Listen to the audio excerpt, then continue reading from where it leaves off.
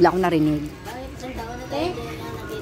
Late reaction daw tayo. Kanina ka pa magbati, hindi mo daw siya magpansin. So dito na lang ako, dito na lang, bibili na lang ako ng cheese dog bossing. Bili tayo ng isa, dalawa, tatlo, 4. Ayan, 4 na kilo.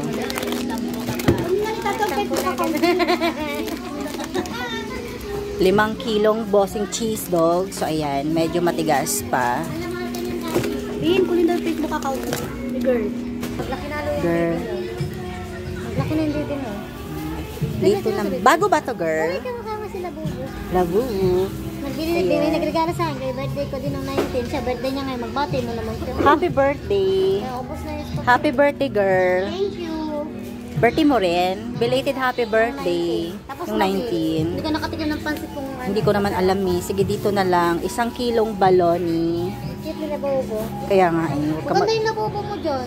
Wala silang star nuggets, pero meron silang bingo chicken nuggets, tsaka itong Pure Foods chicken nuggets. So, ito yung 56. Ito naman yung 46 pesos nila. Medyo mas mataas yung Pure Foods ng 10 pesos kaysa sa bingo. So, yung gusto naman kasi ng mga customer ko is yung star nuggets. Kaso nga lang, wala silang stocks. Ito, magkano to? Ito naman yung Crazy Cat Nuggets is 53. 53 pesos.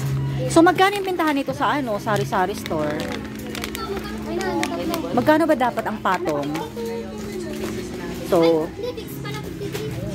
56? 56 to?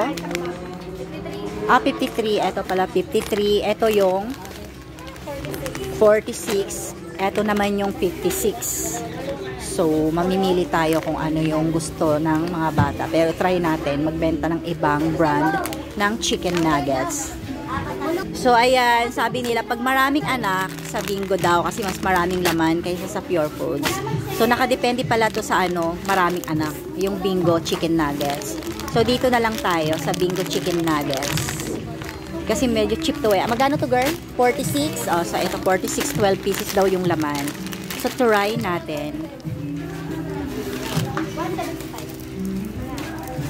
It's 77. Hi, sir.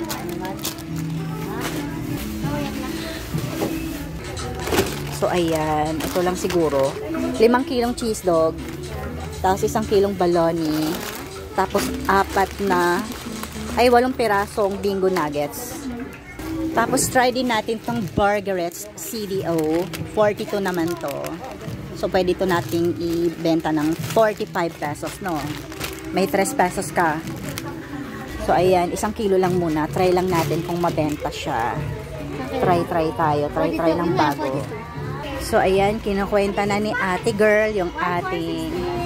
So, babayaran natin is 1,416 pesos. So, thank you so much. So, girl, 1,416 pesos. Thank you so much. So, ayan, nabali na po natin yung ating kailangan. So, that's all for today's video. And thank you for watching. Sila yung mga angel dito. Mga pretty. Angel 1, Angel 2, Angel 3, Angel 4, Angel 5.